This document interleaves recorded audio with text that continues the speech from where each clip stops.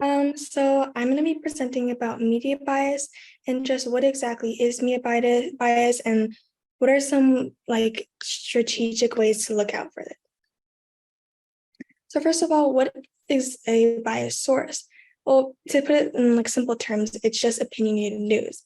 Bias occurs when a journalist or a news organization allows their own opinions to affect the news that they report and the way that they report it. And on the other hand, what is an unbiased source? Well, again, simply put, it's just news presented factually. An unbiased news source, it's a news story presented factually without any spin towards a political stance or to benefit the owners of the news outlet. For example, one might read constantly positive news from a state news organization or policies financed by the state leadership. Now, where do people access their news? Pew Research Center discovered that about half of the US adults say that they get news from social media often or sometimes. And accessing news through social media, it's a great thing. Accessing news at all is great.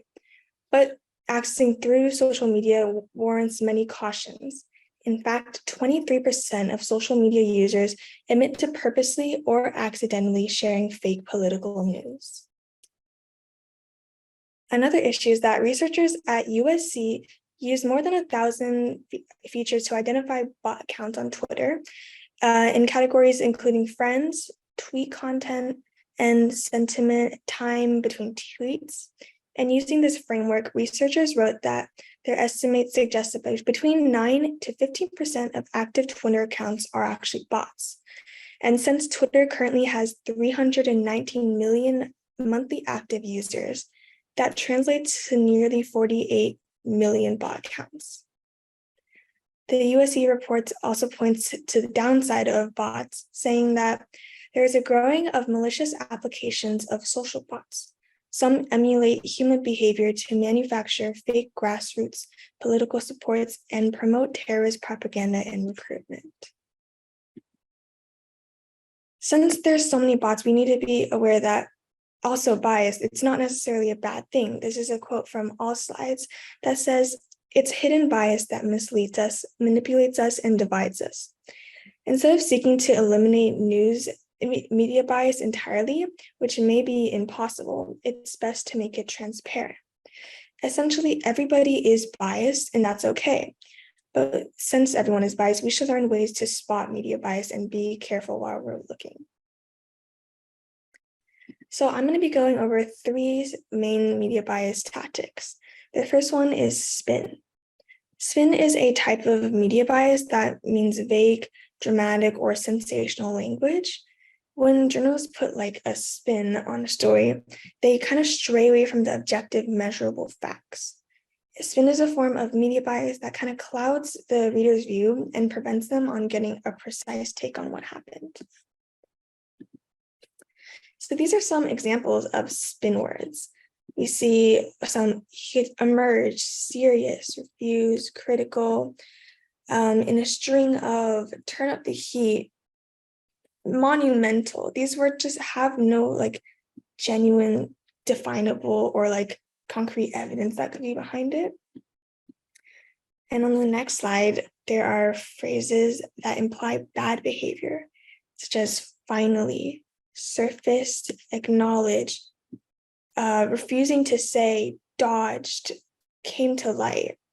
And these words are, again, often used without providing any hard facts, direct quotes, or witnesses' behavior.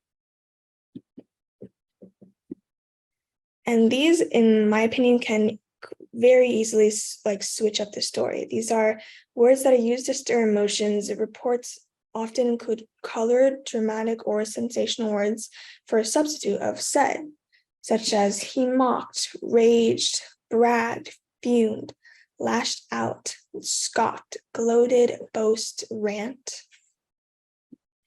And in the next slide, we can see this put to use. For example, this is a quote from Business Insider, where they say, President Donald Trump gloated over mass layoffs at multiple news outlets on Saturday, tweeting that many others will follow, and attributing the losses to fake news. Fake news and bad journalism has caused a big downturn. Sadly, many others will follow. "The people want the truth," he tweeted.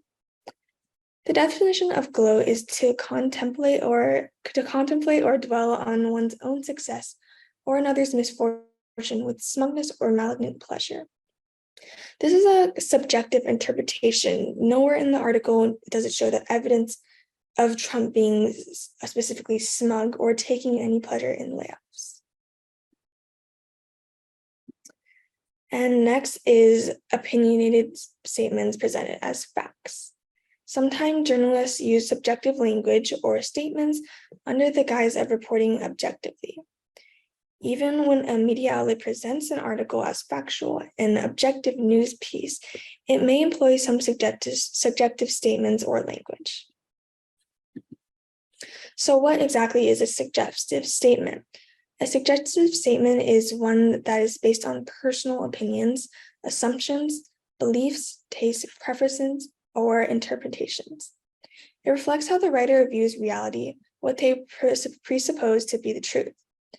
It's a statement colored by their specific perspectives or lenses that cannot be verified using concrete facts and figures within an article. So these are some objective modifiers. We can say blue, old, single-handedly is not there, but statistically, domestic, and these are meanings that can be verified. An objective statement, it's an observation of observable facts, not based on emotions or personal opinions, and it's based on empirical evidence, which is quantifiable and measurable. On the other hand, these are some suggestive modifiers. There's suspicious, dangerous, extreme, dismissively, and apparent, which are all matters of interpretations. Interpretations can be presented the same event as two very different incidents. For instance, a political protest in which people may sit down blocking the street to draw attention to themselves. Some people could describe this as peaceful and productive, whereas others could use words such as aggressive and disruptive. So this is another article where Clinton asks if she make a prediction on the 2020 election, and she said she joked, saying that she'd save the inside for her upcoming book, What Will Happen? A book of prediction, Hillary Clinton and Paul the Psychic Octopus. Her appearance on the Friendly Show may be another sign that she intends on staying relevant prior to 2020. In this article about Hillary Clinton's appearance on the Late Show with Stephen Colbert, the article makes the assumption that Clinton's motive and of her motives and jumps to subjective conclusions, saying that she intends to stay relevant prior to 2020. And this is the last type of media bias that I'll be covering, which is bias by omission. Bias by omission is a type of media bias in which media outlets choose not to cover certain stories and omit information that would support an alternative viewpoint or omit voices and perspectives on the other side. Media outlets sometimes omit stories in order to serve a political agenda.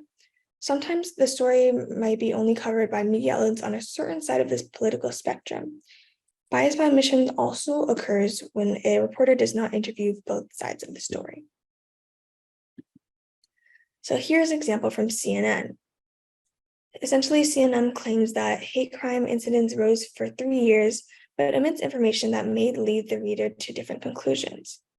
According to FBI websites, research reporters of hate crimes and incidents rose from previous years, but so did the number of agencies reporting, with approximately 1,000 additional agencies contributing to the information.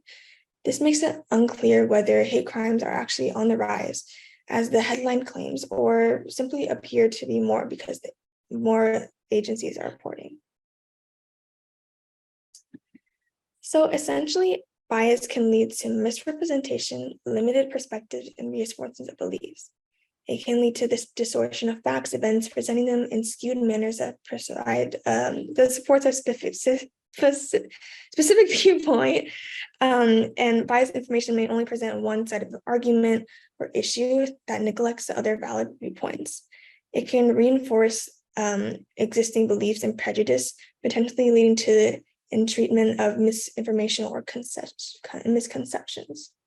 And as you can see from the examples, there are very slight things that many people can miss easily, like little words snuck into there or little things I specifically tend to miss. And how can we avoid some of these effects? Well, we can easily verify information by conducting a simple search for information and looking for reputable news organizations with ethical values. Looking for transparency is extremely important. Looking for discussed ownership and funding. This is a big thing. And also assessing news coverage.